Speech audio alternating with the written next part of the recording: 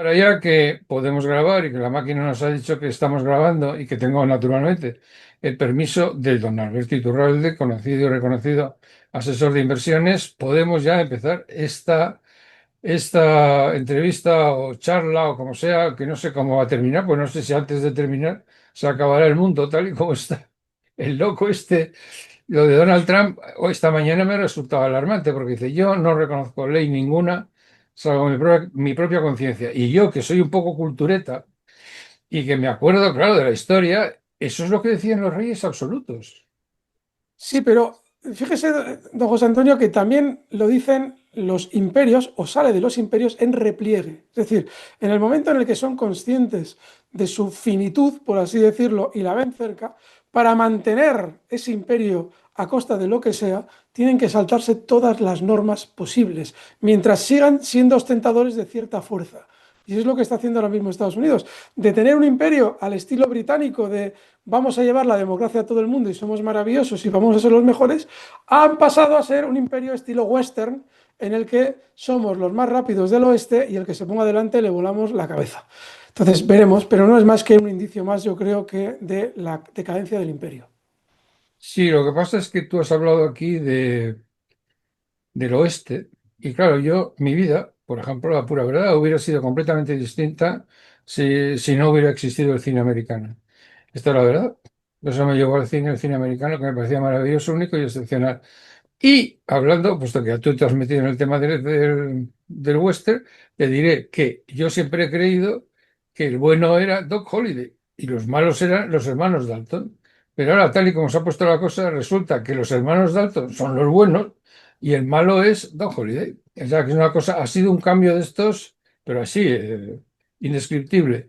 Sí, en el tiroteo de OK Corral, que es a lo que usted hace referencia, han cambiado totalmente las tornas. Es O tremendo. al revés, los buenos son los malos y los malos los buenos. Exacto. Claro, el tipo este va y dice, "No, me quedo con Groenlandia". Y claro, dice, "No, cuidado, Canadá, el estado 51 de la Unión". Bueno, yo comprendo que Canadá es un país muy remoto y que no se sigue, pero ¿cómo? No, yo es distinto, porque me ha llevado la vida, me ha llevado por aquí y por allá, y terminé algún tiempo de mi vida, 4 años específicamente, en Canadá. Y entonces, claro, Canadá es una geografía muy especial que no tienen todos los países. Entonces, en Canadá, todo el mundo, primero, está poco poblado, es un poco como Rusia. Es muy grande, tan grande como Rusia, pero con muchísima menos población, porque Rusia al fin y al cabo tiene 140 o 180 millones de habitantes, pero el pobre Canadá yo creo que no llega ni a los 30, andará por ahí, ¿no? Vayando, sí. Bien, entonces toda la población de Canadá se concentra en la costa este, adyacente a Groenlandia. Al norte está Quebec, población original, y al sur del norte está Ontario, que es Toronto. Entonces, ahora hacemos como 8.000 kilómetros de carrera y nos vamos al otro lado, que es donde está Seattle, donde está Victoria, la Columbia Británica, que es la otra parte, pero con muchísima menos gente. Allí debe haber quizás 2 millones de personas, como mucho, no más. Y todo el centro, o sea, los ocho, esos horarios, y viven, pues prácticamente nadie, y todos los que viven en los 80 o 100 kilómetros adyacentes a esa frontera con los Estados Unidos.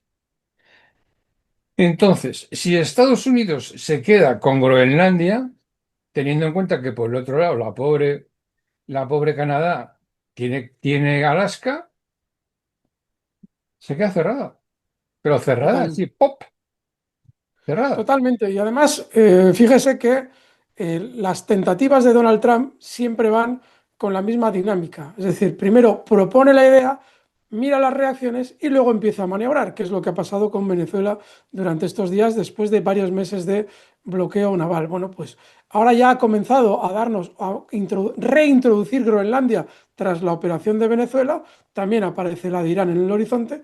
Y lo más probable, don José Antonio, es que teniendo en cuenta el grado de corrupción que hay en la Unión Europea, es muy posible que la voluntad de los mandatarios europeos pueda doblegarse simplemente colocando en la mesa un dossier y explicándole a cada uno de ellos hasta qué punto el FBI es consciente de la corrupción que tiene Macron, de la corrupción que tiene Starmer, de la corrupción que tiene Merz, por poner tres ejemplos. Si tú crees que es así, están hasta aquí de mierda. ¡Buah! No tengo ninguna duda. Fíjese usted la reacción de Ursula von der Leyen cuando en la reunión, creo que fue en Escocia, se hablaba de los aranceles y ella, toda croquetona, aceptaba todo lo que dijera Donald Trump. ¿Se acuerda usted cómo hacía así con la cabeza?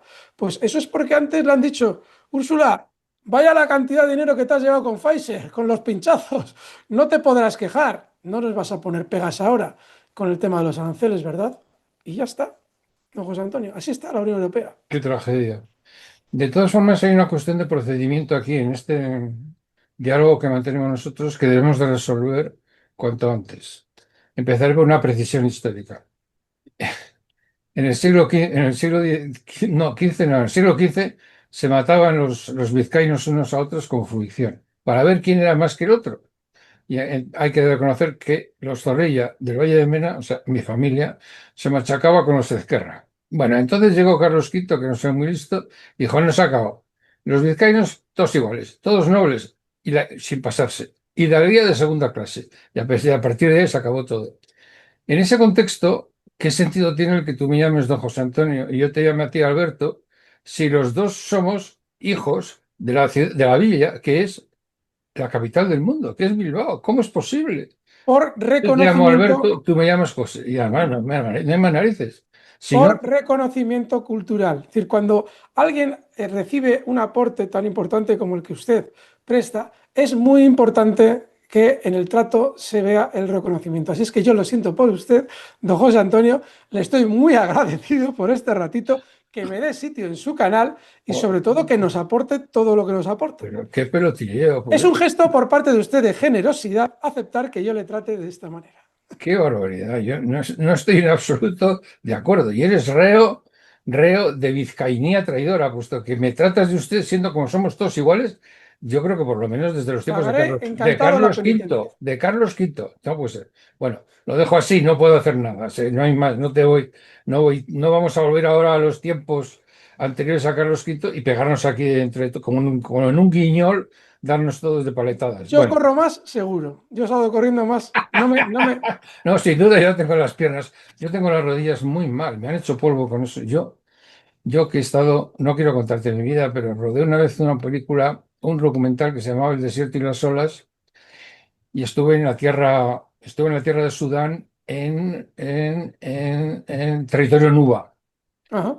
Y allí andábamos como en las películas, es decir, le dabas el material a un porteador y te tirabas a andar, pero que te tirabas a andar 6 horas, ¿no? Por el monte, no pasaba nada. Pero ahora no, es que no puedo, más de media hora no puedo porque me duelen las rodillas, me han hecho Madre polvo, mía. me han Bueno, hecho polvo. Bueno, a lo que vamos.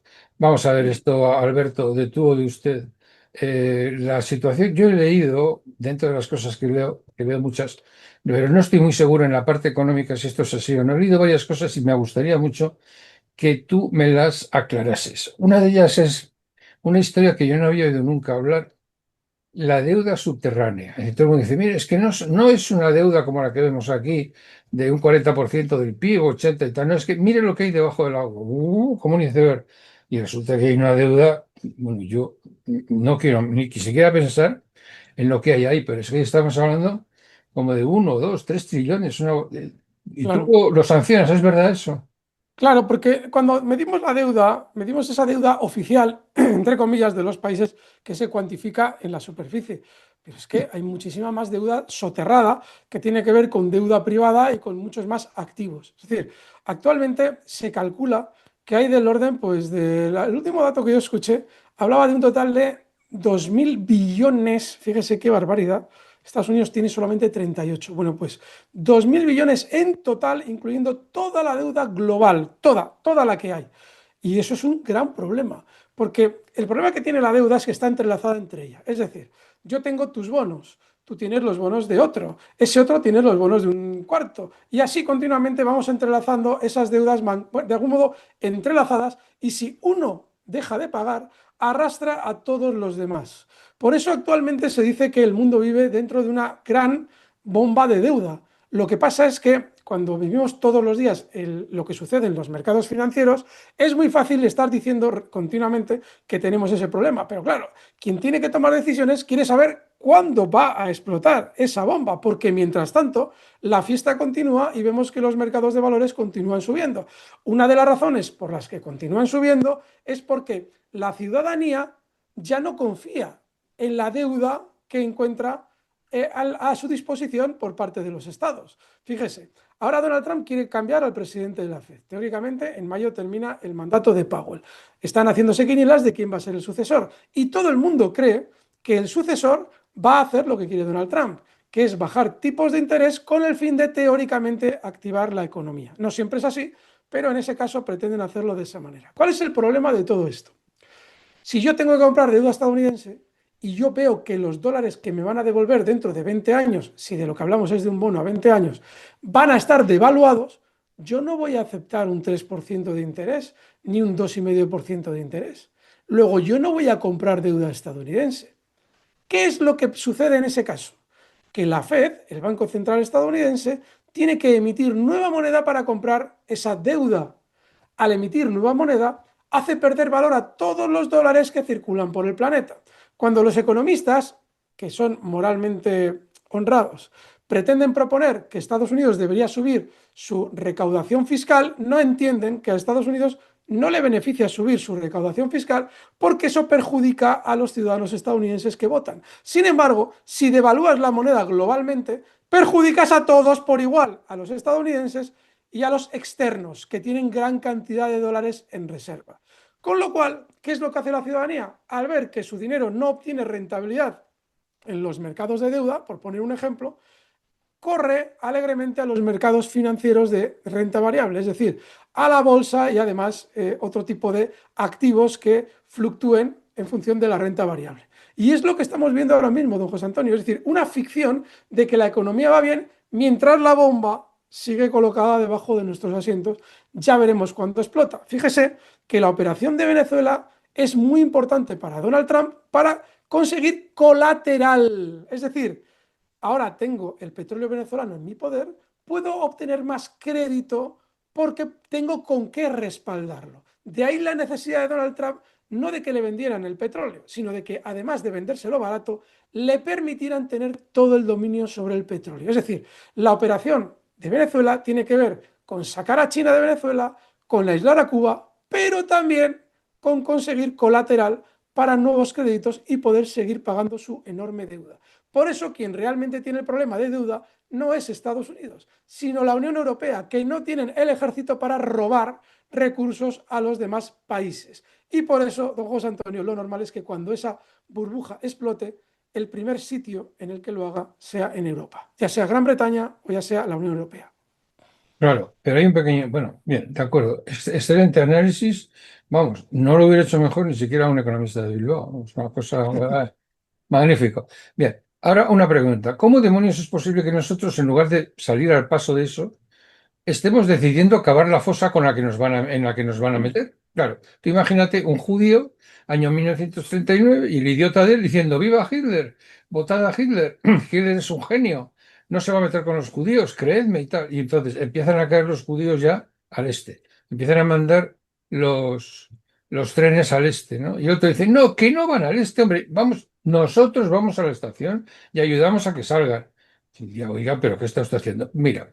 Te pongo el ejemplo para que no digas que insulto a los Estados Unidos. Verás, se les ha ocurrido a nuestros compañeros europeos la historia de que van a participar en el proceso de paz de Ucrania. Y no se les ha ocurrido mejor idea sino crear una cosa que llaman la coalición de los dispuestos. No te rías que esto es muy grave, joder. Y entonces resulta que esa es justo la manera de prolongar el conflicto, porque Rusia ya ha dicho que eso es casus belli.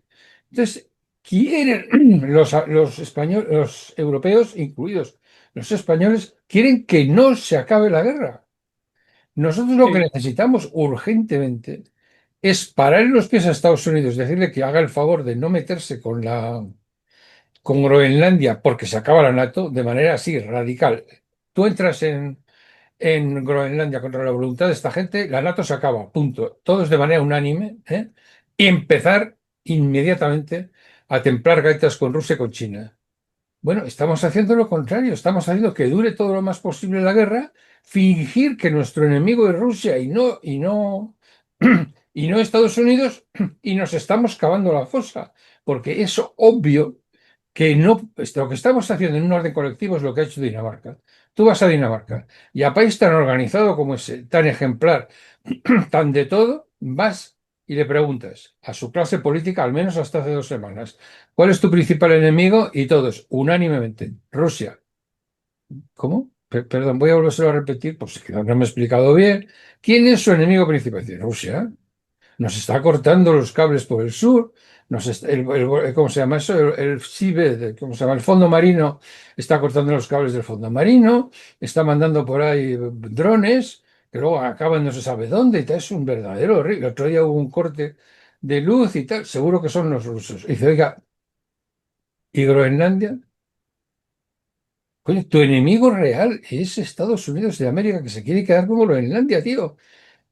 En puridad de principios, y esto es que es ABC, un chaval en un ejercicio, relaciones internacionales, primero, uno de los chavales se le pregunta quién es el enemigo, qué es lo que hay que hacer, lo primero que te diría sería buscar amigos en todas partes para impedir que nos quiten Groenlandia, y segundo, templar gaitas con Rusia y con China. Sí, y fíjese usted, Digo, en el yo no sé, escenario es que que esto usted, es elemental, no sé qué hacemos, no lo entiendo. fíjese, en el escenario que usted ha planteado, Donald Trump acaba de decir ayer en unas declaraciones que si le obligan a elegir entre la OTAN y Groenlandia, probablemente elegiría Groenlandia. Lo Es creo. decir, Sí, claro, ¿qué es lo que ocurre? lo creo. Donald Trump está interesado en tener buenas relaciones con Rusia. ¿Por qué? Porque obviamente el problema de Estados Unidos no es Rusia, es China. Entonces, obviamente, si la OTAN se creó, como usted bien sabe, para acercar a Rusia, Donald Trump dice, me van a dar una buena razón para salir de la OTAN. Yo convenzo a los estadounidenses de que necesitamos Groenlandia, intentamos presionar a los mandatarios europeos para conseguirla y si hay que salirse de la OTAN, mejor, porque como se quieren meter con Rusia los europeos, si hay tortas, nosotros ya no tenemos ninguna vinculación con el artículo 5.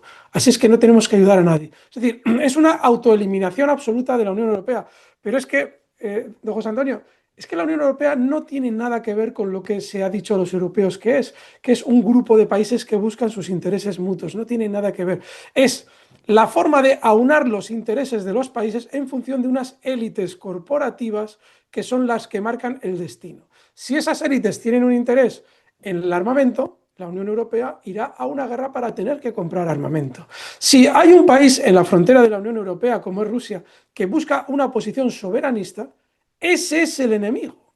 Porque como las élites corporativas europeas necesitan que el sentimiento nacional de los países europeos no sea tal para que puedan ser dominados por los intereses corporativos, Rusia es el mayor problema. Y usted además conoce la histórica política internacional del Reino Unido, que siempre ha consistido en separar el continente.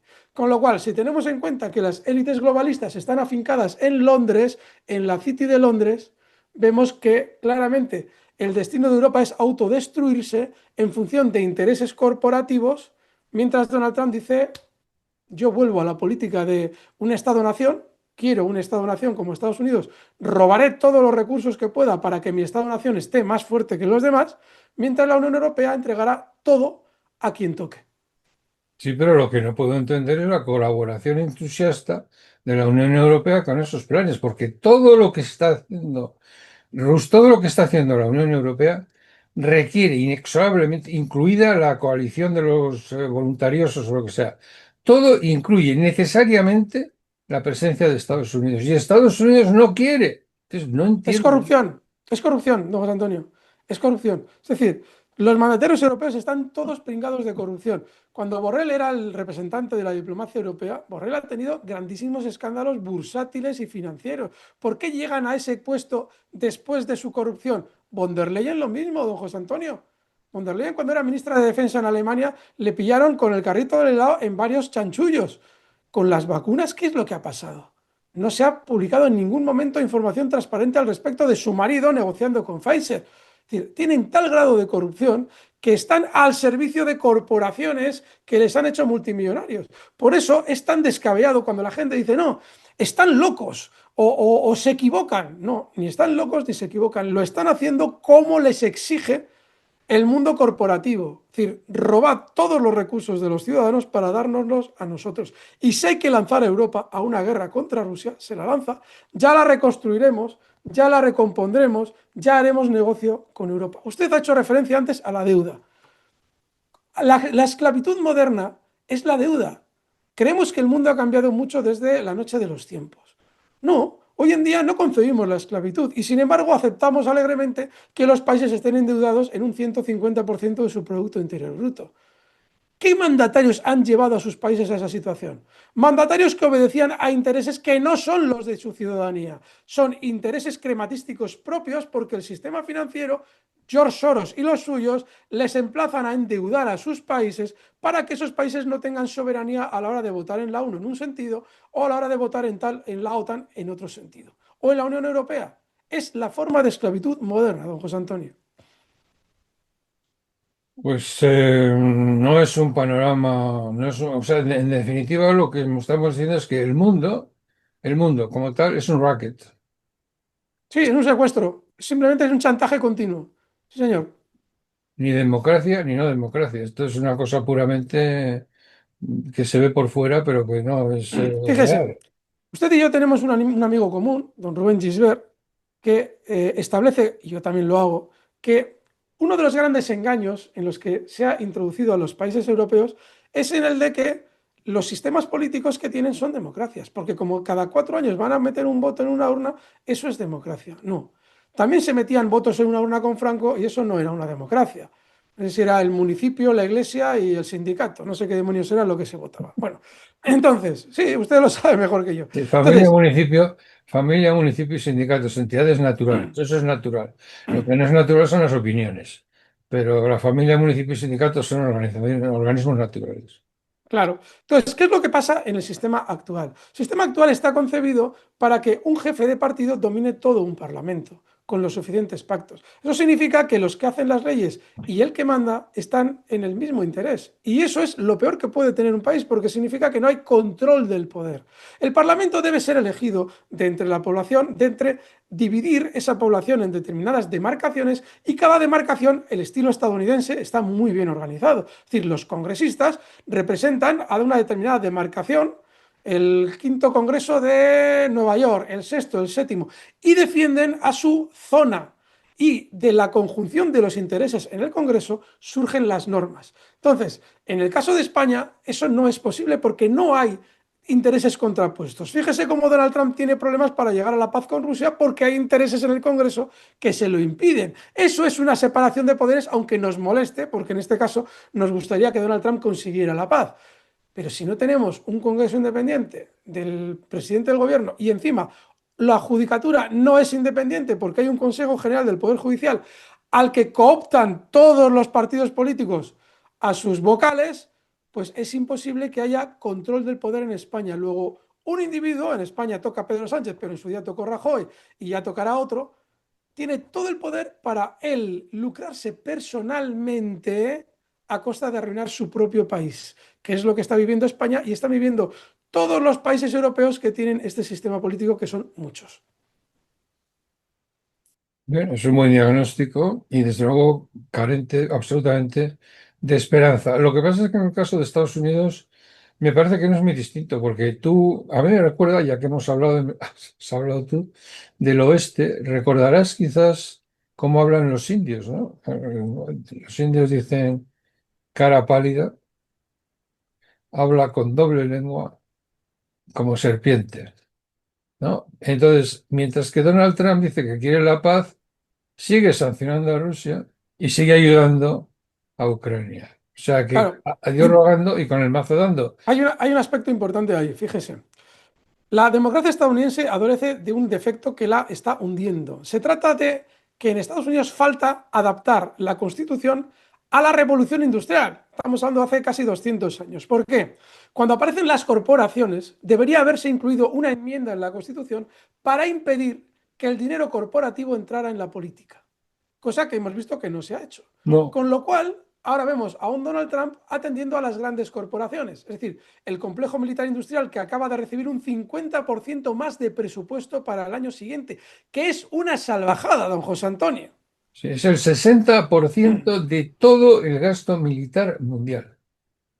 Entonces, es decir, vemos que por mucho que efectivamente tiene una apariencia de democracia, falta adaptarla a los tiempos modernos y la única manera sería echar a todos esos mercaderes de taifas del templo. Entonces, como no lo están haciendo, pues veremos que efectivamente Donald Trump presiona a la Unión Europea para que se gasten un 5% de su Producto Interior Bruto en armas estadounidenses, mientras les va a robar Groenlandia, haciéndoles un corte de mangas y marchándose de la OTAN para que, si quieren, ataquen a Rusia. Es decir, un despropósito absoluto. Y nosotros decimos que nos parece muy bien, sin entender que nosotros no podemos ser enemigos contra Rusia sin el apoyo de Estados Unidos. Correcto. Esto es el ABC de la cuestión, que es lo que a mí me tiene nervioso.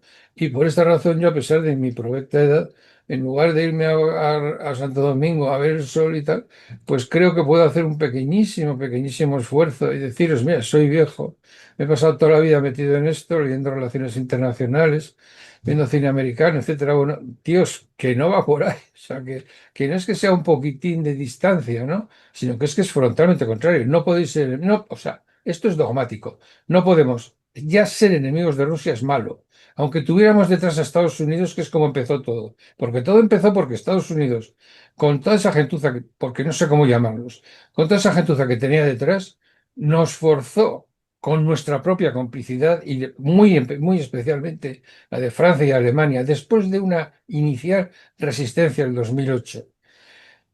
Aceptamos que deberíamos de ser enemigos de Rusia, ¿eh? Bien.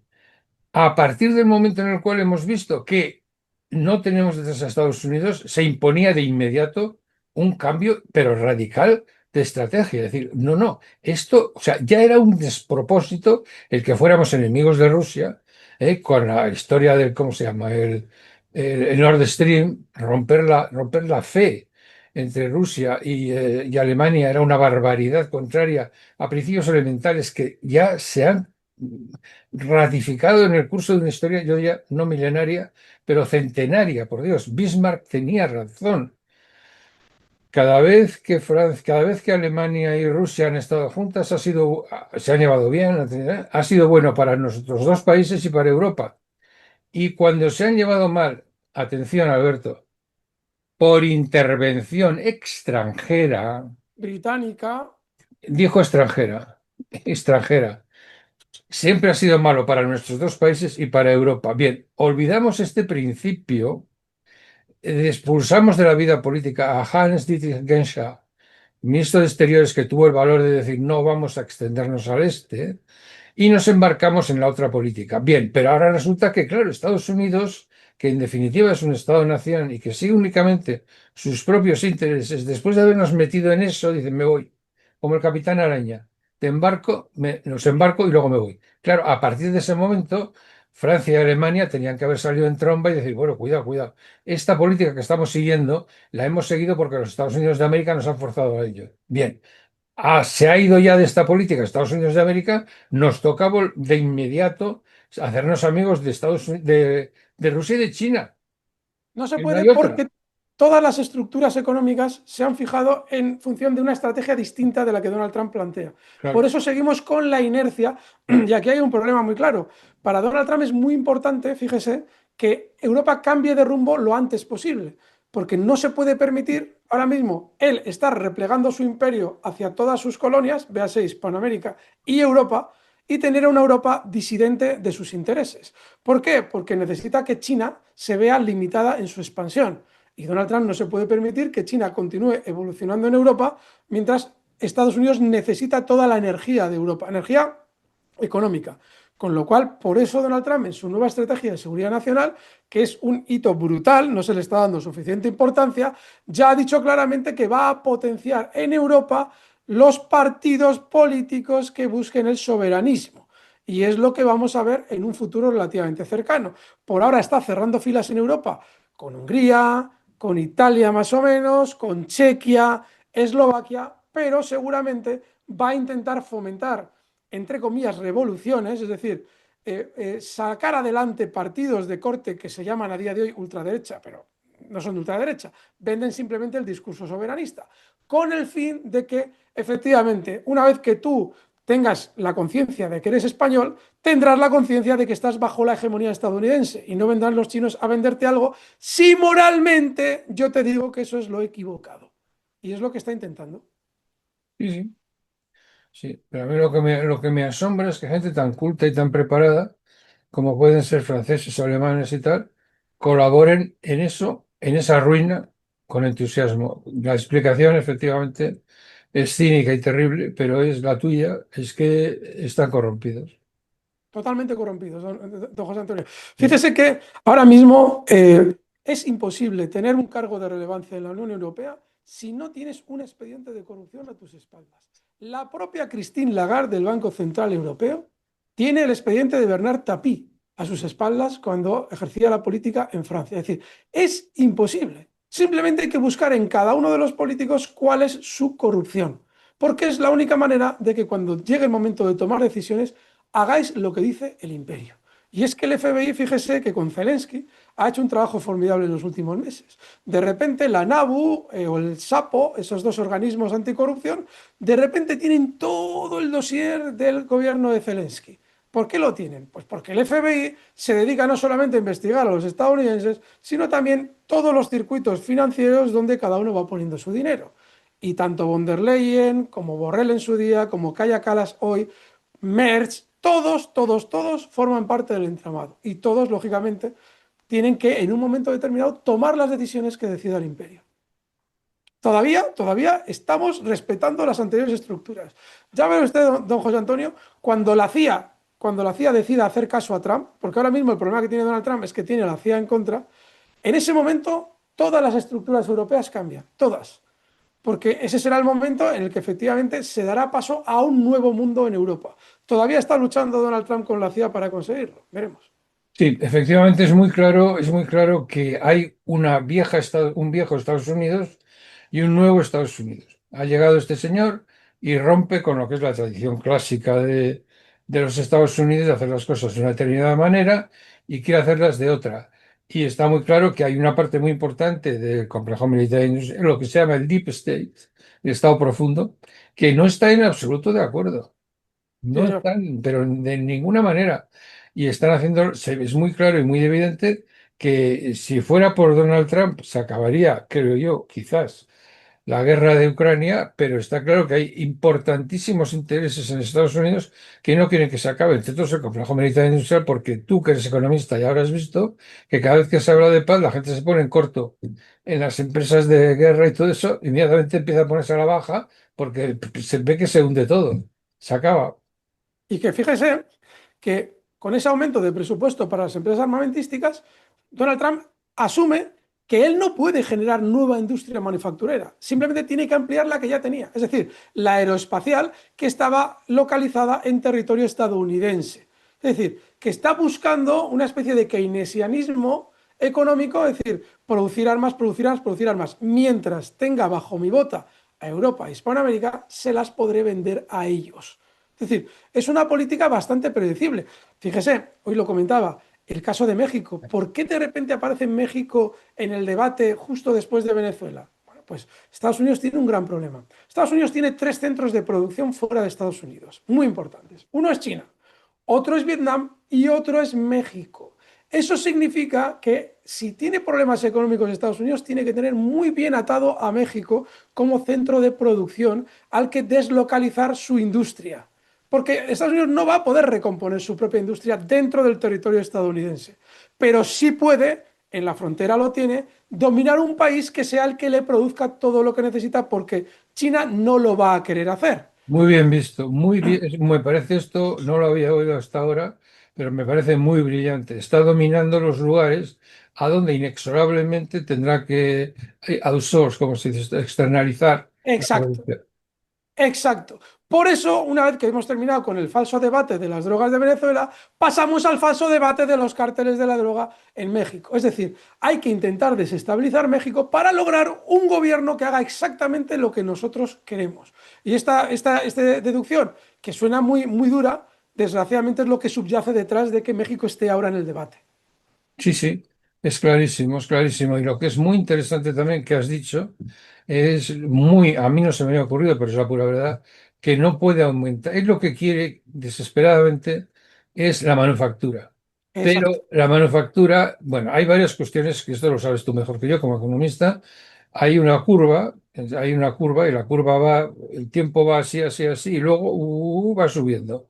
Entonces, en el tiempo hay la agricultura, el siguiente paso es la industria y el siguiente paso son los servicios y la alta tecnología. Y Estados Unidos está en la parte de la curva que ha dejado atrás la manufactura. Modo de resolver ese problema. Pues no es, como decían los economistas, poner a barreras aduaneras, porque eso lo que hace es subir la inflación, disminuir la capacidad de compra de los americanos y en algún caso especial, como por ejemplo en el caso de la agricultura, los ha mandado al suicidio, a la depresión y a la muerte. O sea, que se están muriendo porque están tomando demasiado fentanilo y demasiado tal. Y una cosa muy importante que tampoco se menciona mucho, cuando hay crisis económica, siempre aumenta el consumo de alcohol y de todas las drogas, por razones obvias. Entonces, no entiende, Estados Unidos está desesperado porque no entiende cómo demonios se le escapan las cosas cuando es muy evidente lo que está sucediendo. Porque no está, primero, porque no se puede aumentar dentro de tu propio país la base manufacturera porque ya has dejado atrás eso. Ya, exacto. ya no se puede, es un factor productivo imposible. Bien. Y dos, porque no hay manera de convencerles a todos los que mandan en Estados Unidos de que tienen que pagar impuestos los ricos.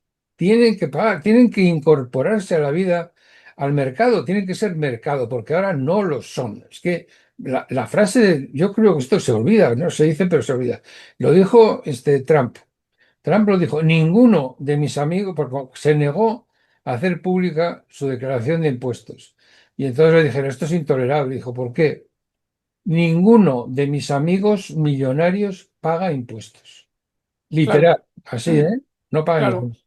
Entonces, claro, Y si, ¿cómo quiere recuperar dinero?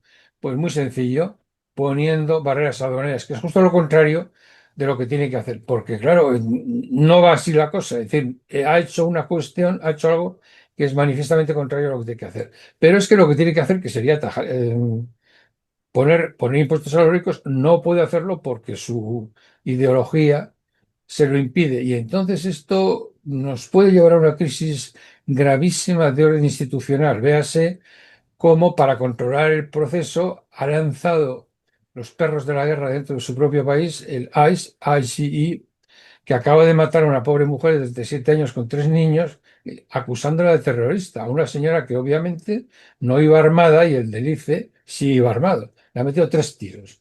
Claro, a mí es que la metáfora que se me ocurre, a pesar de que todavía Aguilar me dijo que no lo hiciera, a mí la que se me ocurre son las camisas pardas.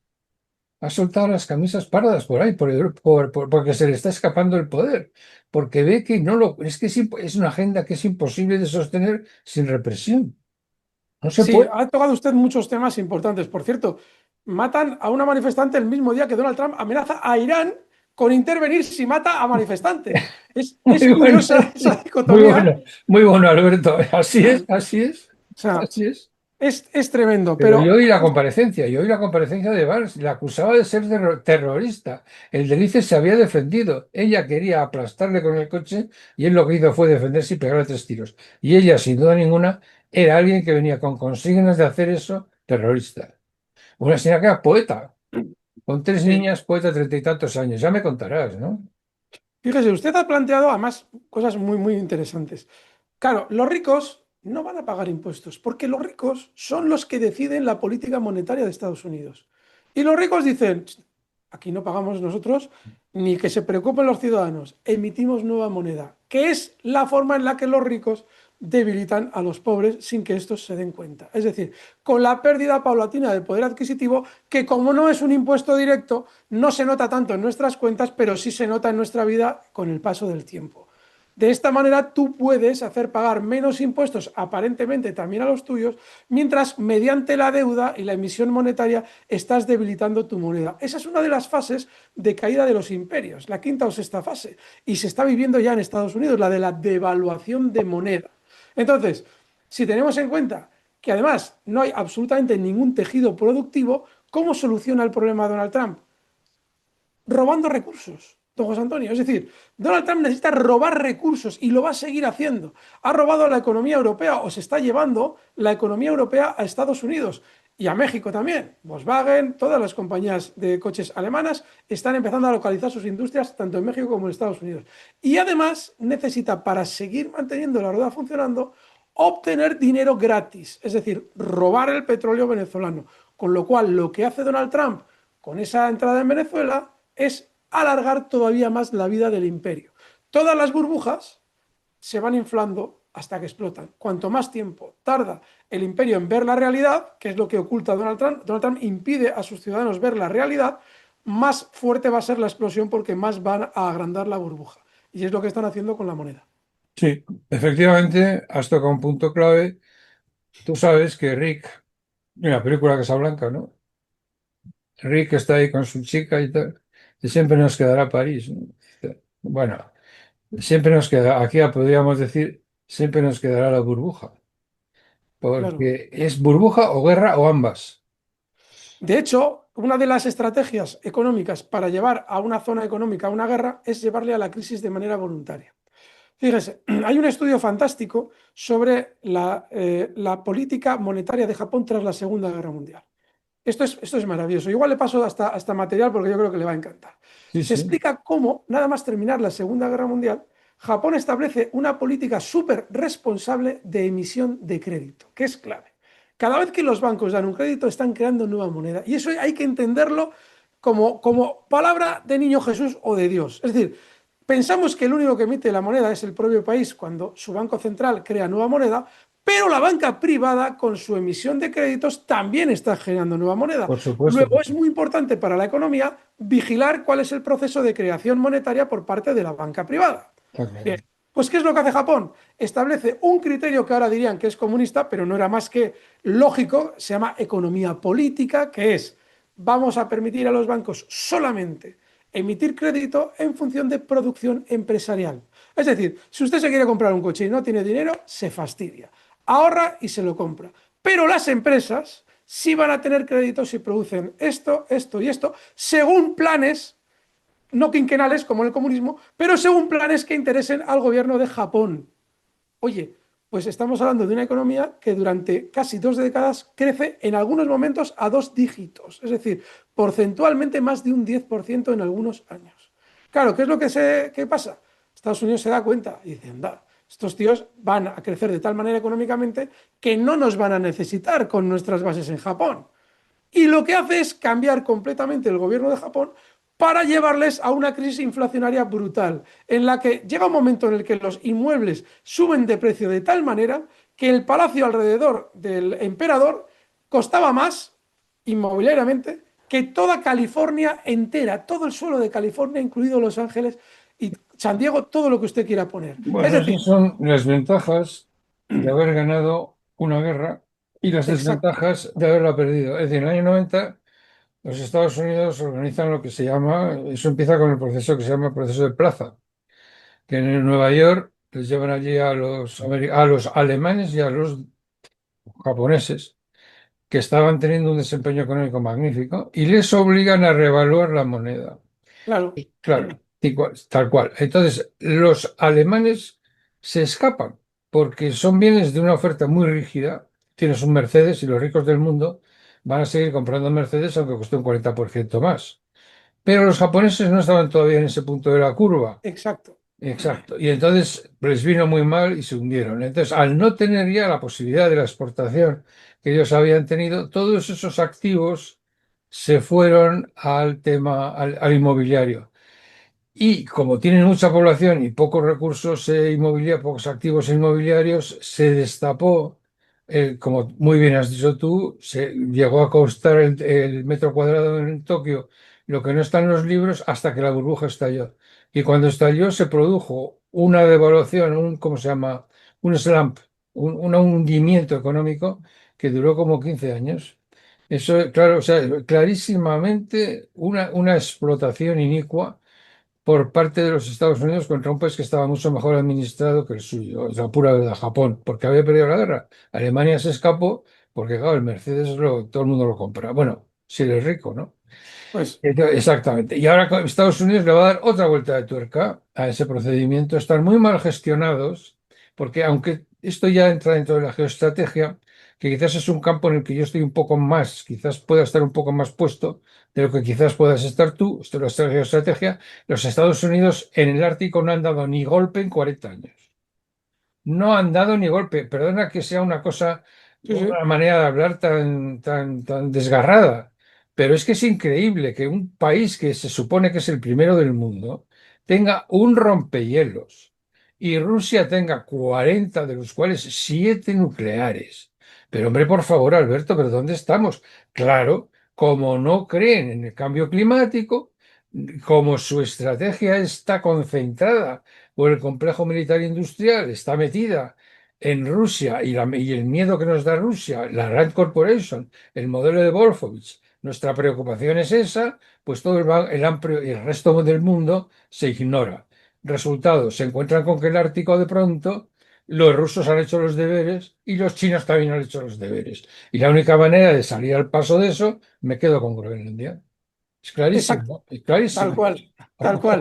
Es un Tal problema cual. de rutas comerciales, Tal tal cual, cual. pero ¿cómo no lo han visto? Claro, pero no lo han visto porque sigue diciendo Trump que no hay deshielo, sigue diciendo Trump que es un hoax, o sea, una Bueno, estafa. El cambio ojo, climático es una estafa. ojo, Bueno, ojo. tú me No, no, contarás, no, ¿no? Pues se lo que está consideran una deshelando el estafa, Ártico, cojón, perdón, se está deshelando el Ártico, por favor, se está deshelando, por Dios. eh, el Ártico sí, habría que ver qué está pasando en el Antártico, es decir, en la Nada, Antártida. el Antártico está bajo control porque todo el mundo ha aceptado que es un common, un vasto common. O sea, es una comunidad general en la que no puede mandar nadie. Por Pero el momento no pasa nada. me Por el refiero a que momento. Me refiero a si los hielos que están desapareciendo en el norte no se están creando en el sur, que es lo que establece esa teoría. Es decir, no es que no haya un cambio, lo que no hay es un calentamiento. Es decir, calentamiento continuo no, hay un continuo ir y venir de las temperaturas, que es la tesis que mantiene el gobierno de Trump. Y yo creo que no van muy desencaminados, pero bueno, es decir, los glaciares en el norte están como están, pero vamos un poquito a la zona de Antártida, que igual estamos viendo que ahí sí se está creando hielo y tiene que ver simplemente con un proceso natural. Esa es su teoría y yo a quienes he oído que entendían me ha parecido bastante convincente. Veremos con los años. Bueno, pero yo me parece muy bien, eso es un tema científico. Pero yo te Sí. estoy hablando de un tema geoestratégico. Y es que como no han dado ni golpe en el tema del Ártico, que era evidente que lo tenían que hacer, mira tú que se lo han dicho, pero todos los expertos norteamericanos, porque no hay que pensar que los americanos sean idiotas, tienen la mejor base humana, intelectual del mundo, tienen las mejores universidades, tienen los mejores estrategas y además una generación tras otra siguen produciendo estrategas de altísimo nivel.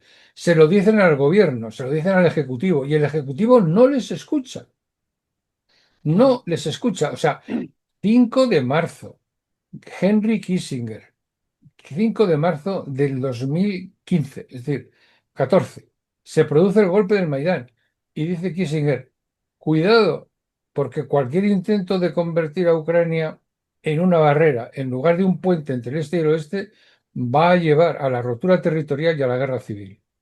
¿Crees que le hicieron algún caso? Pues no. Y esto nos lleva a un problema, ya esto es otra cosa, esto es metapolítica. Yo es que creo que los Estados Unidos quieren la guerra y no la paz porque están convencidos de que si hay una guerra, la ganan ellos. hombre, su situación geográfica es privilegiada, Claro, pero fíjese que puede haber algo todavía mucho más siniestro. a ver, Quizás no sean los Estados Unidos los que quieren la guerra, sino una parte de los Estados Unidos que está ya dominada por la filosofía británica. Es decir, quizás sea el Reino Unido quien ha conseguido meter en el juego de las finanzas a esos neoconservadores y sea Reino Unido quien realmente quiere la guerra y que Estados Unidos se meta en ella y que sea quien se golpee más duramente con Rusia. Para ellos, de algún modo, intentar sobrevivir políticamente no, no, porque, no, la situación de Inglaterra, tengo la impresión de que quizás no sigues directamente ahora mismo muy día a día la situación de Inglaterra. La situación de este Reino Unido ahora mismo es gravísima, sí, pero gravísima. pero de Y la City de Londres Mussolini, no. sí, bueno, la ciudad, pues que el 70% de los londinenses votaron quedarse en Europa. Atención, votaron contra el Brexit, el 70%. Pero ahora mismo ni pueden subir impuestos ni bajarlos. Está en una situación imposible. Para empezar, Starmer, que es del líder del Partido Laborista, es multimillonario. ¿Pero qué Labour es ese, por Dios? Los Sí, buenos pero tiempos, cuando el Labour era el Labour, joder, es el que Clement Attlee, que era el que estaba en la oposición y era el líder de la oposición, Labour, vino a España a la guerra civil y visitó en las trincheras al batallón británico que estaba defendiendo la República. Eso es Labour, ¿me entiendes? sí, No lo que hay. Ahora fíjese, no sabemos lo que hay ahora allí.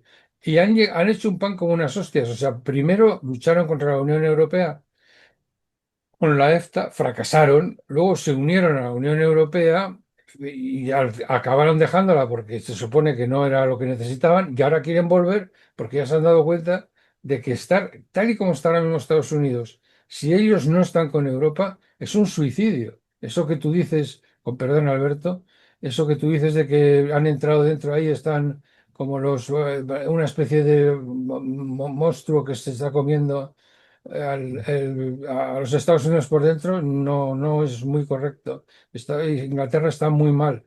Está todavía peor que Estados Unidos. Yo no sé. Inglaterra está mal como Estado-nación, está fatal, Exacto, pero, exacto. Sí, sí. pero no está mal la City de Londres como centro financiero, No, es que otra es cosa, es quien, otra cosa. que son quienes realmente, yo creo, por lo menos lo veo en la bolsa, han cooptado todas esas élites estadounidenses para llevarles hacia una guerra continua. No, yo creo que no, y más aún te diré más, porque eso también lo he leído, está en libros y todo.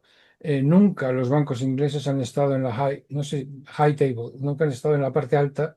En las escuelas británicas al final del comedor hay una mesa alta y ahí comen los profesores, ¿no? Yo he comido ahí. Bueno, entonces eso se llama la high table. Entonces, la banca inglesa nunca está en la high table No, la banca americana. no, No pero el les han sistema dejado. financiero sí.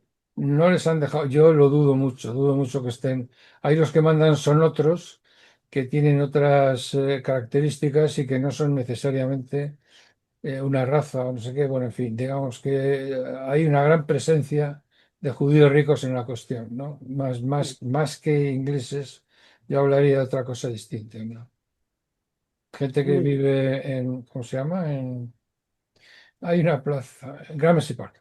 Viven en Gramercy Park porque lo pijo es ir a la sinagoga que está ahí al lado porque cuando los sábados no pueden trabajar, ¿no? Pues ahí se para todo, pueden ir a pie. A la sinagoga está al lado y tal, y es muy pijo. O sea que es otra cosa distinta. Yo soy bastante poco, primero, no soy nada conspiracionista y segundo, a los que mandan también les salen mal las cosas, ¿eh? O sea que yo también tengo una conciencia muy crítica de lo que están haciendo. Lo están haciendo mal y con el conocimiento histórico de lo que hay detrás están justo entrando, según yo lo veo, y según me lo enseñaron a mí en el colegio, están entrando en las fases finales de lo que es la decadencia. Porque a mí me enseñaron en el colegio, no, en la universidad, nos lo enseñó el padre Mañari Cuba en Historia del Derecho, y no se me ha olvidado nunca, que el Imperio Romano cae cuando hay una inflación desesperada y cuando como consecuencia de esa inflación hay unos pocos que son los que tienen muchísimo dinero, Elon Musk and Company, que entonces se llama en latín honestiores, y la inmensa mayoría que son los humiliores. Y entonces esa dualidad más la inflación, pues eso acabó corrompiendo por dentro al imperio y el imperio como las fuerzas exteriores se cae. Y aquí el imperio, la fuerza exterior son los chinos. Los chinos no tienen, los chinos lo que hacen bien su trabajo. Sí. Es que eso es así de sencillo, mientras que los americanos hacen lo que pueden, pues eso, no podemos poner impuestos a los ricos, vale, entonces ponemos tarifas aduaneras. Oh, pues, justo lo contrario que tenéis que hacer, tío. Pues eso China no lo hace. Fíjese que poner proteccionismo aduanero, eso lo decía Alexander Hamilton, no es malo, siempre y cuando el dinero que obtengas con ese proteccionismo vaya destinado a mejorar tu producción. Claro, claro, No, no a los mercados financieros como realmente destinado en Altran claro, el dinero que recibe. Es decir, claro, complejo militar industrial y mercados financieros. Ahí claro, está. claro, claro, claro, totalmente de acuerdo. Es que este hombre lo que ha hecho ha sido, bueno, vamos a ver, vamos ahora a hablar un poco de historia de, si no te importa, El libro se llama A Nation of Deadbeats, una nación de insolventes. Entonces, ahí te lo explica qué es lo que hizo McKinley, el presidente que venera Donald Trump, porque fue el que puso las tarifas aduaneras. Te cuenta en un capítulo de ese libro interesantísimo que te recomiendo que leas, Una nación de insolventes, no está traducido, pero bueno, A Nation of Deadbeats, una nación, exacto, que acabó en crisis económica brutal, metió puso las tarifas aduaneras en un momento en el que Inglaterra era más fuerte que Estados Unidos financieramente, porque se lo fue hasta la Primera Guerra Mundial, y fracasó totalmente. Bueno, no sé cómo es posible que una cosa que ya está, es que no entiendo muy bien cómo las cosas que están fracasadas vuelven. Es que es una cosa como el eterno retorno, es una cosa pesadilla, ¿no? Tú matas al vampiro, pero el vampiro vuelve. Matas al, ¿cómo se llama? A los zombies y el zombie vuelve. O sea, se ponen las tarifas aduaneras, no funcionan, vuelves a ponerlas. Los imperios se reducen a sí mismos y levantan barreras aduaneras para que no puedas tú negociar con ellos. Eso produce la Segunda Guerra Mundial. Pues volvemos a ello. Reagan intenta una cosa que se llamó ¿cómo se llama? ¿Cómo se llama? Biganomics. Trickle down economics. Es Biganomics. decir, trickle down economics. No les pongo impuestos a los ricos y los ricos van a invertir como es debido. Lo que hacen los ricos es comprarse abrigos de pieles las señoras y Ferraris los chicos. Bien, fracaso. Pues Liz Truss lo vuelve a poner. Por Dios, es que sí. Y lo mismo pasa en el orden político. Se hunde la Unión Soviética. Queda claro que, abandonando criterios ideológicos, vamos a fijarnos en términos estrictamente científicos. Un sistema económico produce, distribuye, consume bienes. Punto. ¿Estarás de acuerdo con eso? Es lo que hay. Bueno, pues como producción, distribución y consumo de bienes, el comunismo fue un completo fracaso porque inexorablemente tiene que ir unido a la dictadura del proletariado y no funciona. Bueno, pues aquí tienes otra vez a gente que quiere recuperar eso. Es una cosa, yo estoy, pero por Dios, que esto ya ha fracasado. Es una cosa increíble, joder. Muévanse ustedes más adelante. Bueno, y ha vuelto a fracasar. La pobre Liz Truss intenta aplicar el Trickle Down Economics. Su ejecutivo es el más corto de toda la historia política de Inglaterra. 48 días. Sí, sí, yo sigo pensando que esas locuras económicas que Locura, se vuelven a proponer locura. tienen mucho que ver con lo mismo que usted explicaba del Imperio Romano. Es decir, hay una oligarquía que se hace con el poder y no va a ceder sus beneficios continuos en función de que el imperio prospere, con lo cual el imperio se va al garete. Y ahora yo creo que sucede lo mismo, es decir, hay unas oligarquías, unas élites económicas que van a desangrar completamente Europa en función de ellos continuar teniendo una preponderancia económica. Lo que Sí. pasa es que se utilizan criterios falsos de democracia, mandatarios de una manera o de otra, que si el foro de Davos, que si Bilderberg, es decir, todo gente que de algún modo, una especie de estrategia semi-masónica, se reúnen entre ellos para decidir los destinos del mundo. Es mi sensación, ¿no? Sí, es que el problema es que la globalidad no tenía por qué ser así. Si es que todo el problema consiste en que los Estados Unidos están aplicándole al mundo la falsilla de los imperios del siglo XVIII, XIX y tal, cuando sería mucho más sencillo aplicar lo que dicen los chinos. Es decir, nos vamos a juntar en no sé dónde, en Suiza, y vamos a ver cómo hacemos esto, porque aquí hay para todos. Tú fabricas, yo fabrico el otro, bajamos un poco el coste militar. Bueno, perdona, no hay ningún régimen ahora mismo de control de armamentos. Esto es peligrosísimo. Sí, Pero no ha pasado nunca. O sea, desde la guerra, el día 6 de febrero se hunde el último sistema, desaparece el último sistema. Yo creo que los americanos no quieren ningún tipo de control de armas. Y me parece de una peligrosidad excepcional. Entonces, no sé qué podemos hacer. No quieren salirse del esquema de la hostilidad para pasar a un tema de cooperación, que es lo que defiende China, porque China lo vive diciendo toda la vida, que hay para todos, tío. Que yo tengo aquí la ruta de la seda, pero la ruta de la seda no importa nada. Es decir, yo construyo carreteras y puentes y articulo el mundo, pero bueno, esto no es en sí mismo una cosa criminal, ni mala, ni nada. No sé por qué España no puede tener una gran plataforma logística en el campo de Gibraltar. ¿Por qué no puede haber un proyecto de túnel que haga que Marruecos sea la cabeza de África y nosotros seamos la otra cabeza de la otra de Eurasia y estemos juntos con unas grandes plataformas logísticas, ¿eh? ¿Por qué no? Es bueno para todos.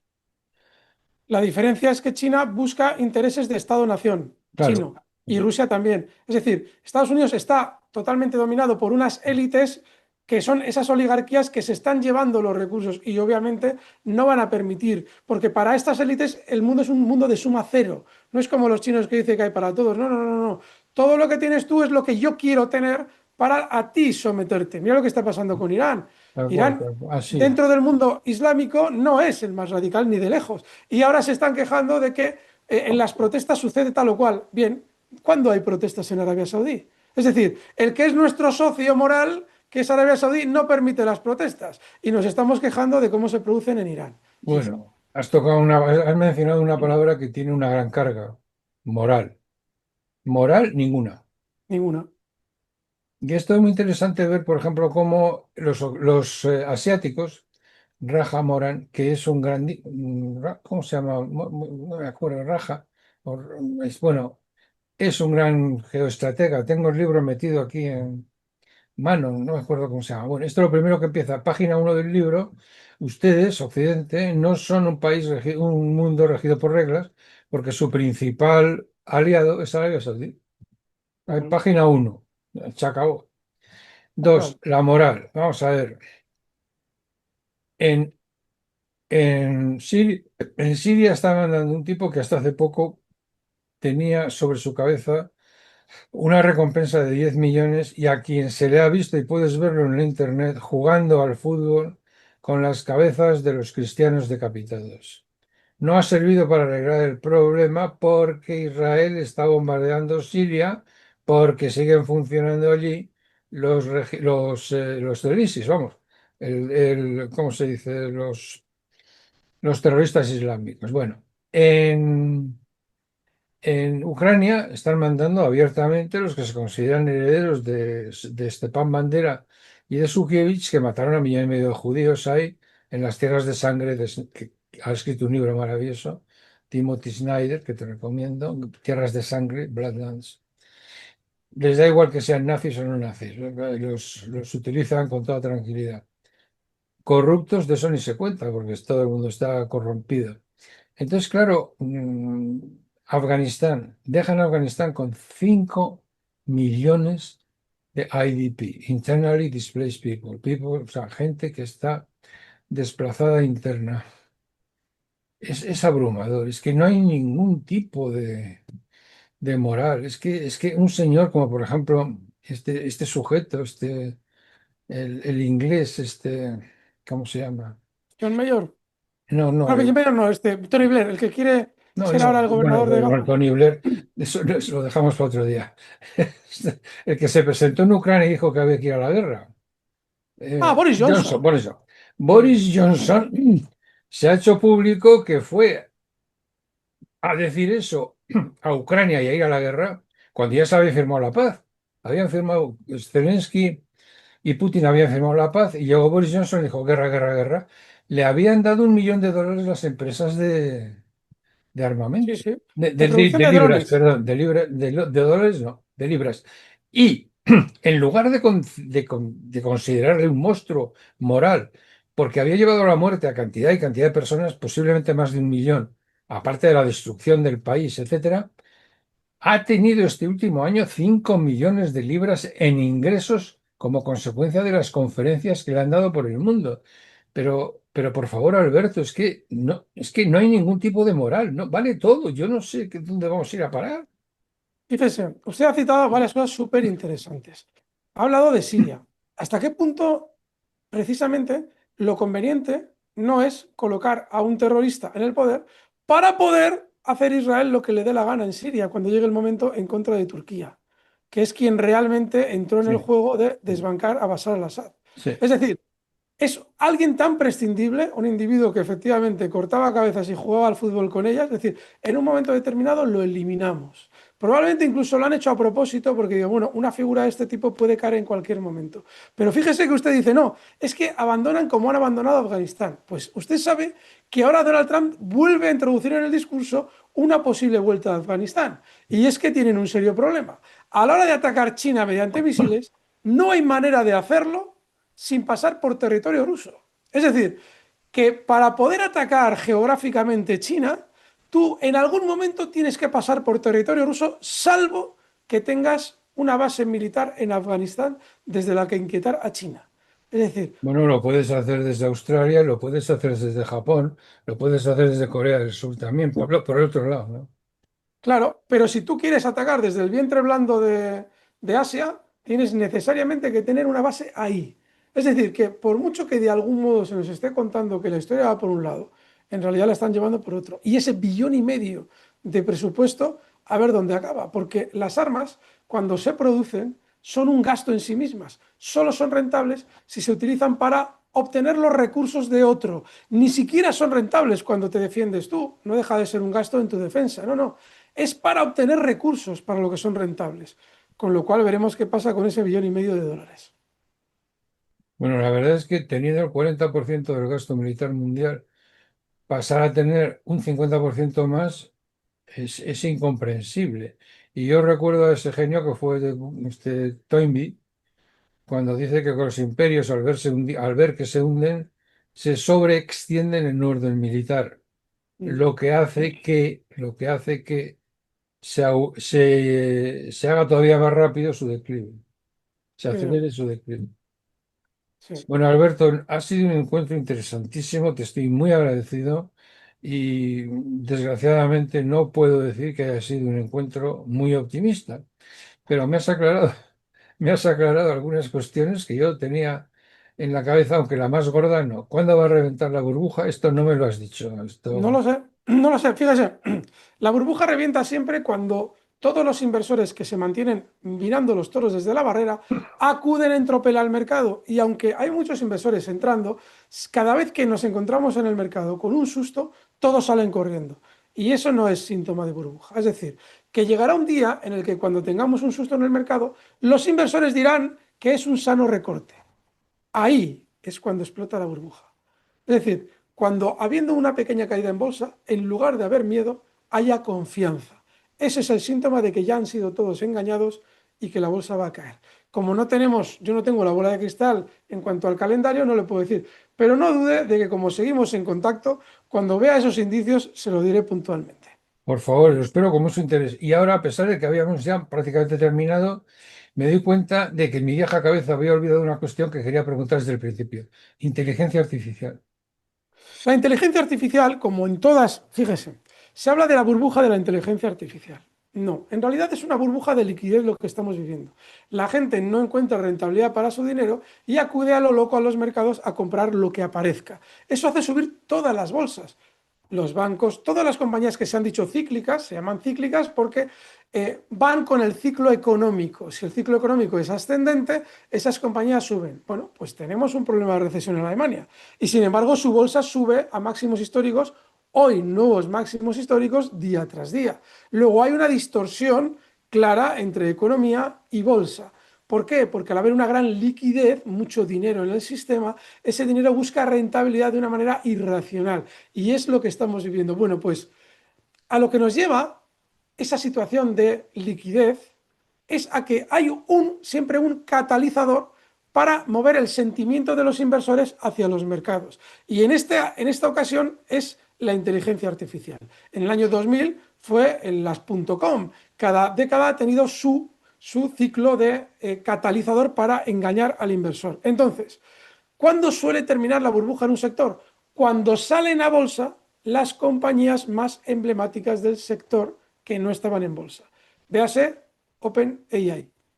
Es decir, cuando OpenAI salga a bolsa, porque ya la están convirtiendo en una empresa que se pueda sacar a bolsa, estaremos cerca probablemente ya del final de esa burbuja de inteligencia artificial. Aún así, repito, es muy importante que toda la manada entre para que las bolsas caigan. Es decir, si salen a bolsa compañías de inteligencia artificial y la manada no ha entrado, todavía la bolsa tiene que seguir subiendo para convencerles. Muy bien, bueno, pues ya creo que como de costumbre se te da el privilegio que se concede a los condenados a muerte las últimas palabras. Pues mira, mis últimas palabras son siempre parecidas. Estoy súper agradecido de que don José Antonio No, no, cuente no, no, no, conmigo no, para este no vale, no ratito. vale, no vale nada. Lo dejamos. Mi admiración es muy profunda y sí que voy a dar unas palabras fuera de ese agradecimiento que siento por don José Antonio, que es, huyan siempre de aquello a donde todo el mundo va a poner su dinero. Es decir, cuando vean que todo el mundo se dirige en un sentido, cambien de dirección ustedes.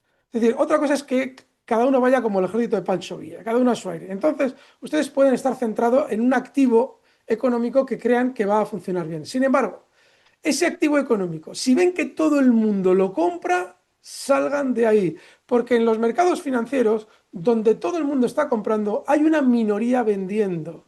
Y esa minoría vendiendo que da la contrapartida a todos los compradores, esa minoría es la que sabe lo que realmente va a suceder. Pregúntense siempre, si todo el mundo compra esto, ¿quién lo está vendiendo? Ese es el problema. Pues muchísimas gracias y yo si tuviese dinero seguiría tu consejo, pero como no lo tengo, pues nada, esperemos a tenerlo en algún momento y esperemos también a que tú montes un fondo de inversión al que yo acudiré con mis 1.000 euros o 1.500 euros porque para más no da. Muchísimas Agradezco gracias. la confianza, pero es poco probable que lo hagamos. Muchísimas gracias, Alberto. Espero que dentro de poco, seguro que se producen nuevas noticias, no digo si buenas o malas, pues volveremos a vernos, sin duda ninguna. Pues muchas gracias. Un fuerte abrazo, José Antonio. Un abrazo, sí.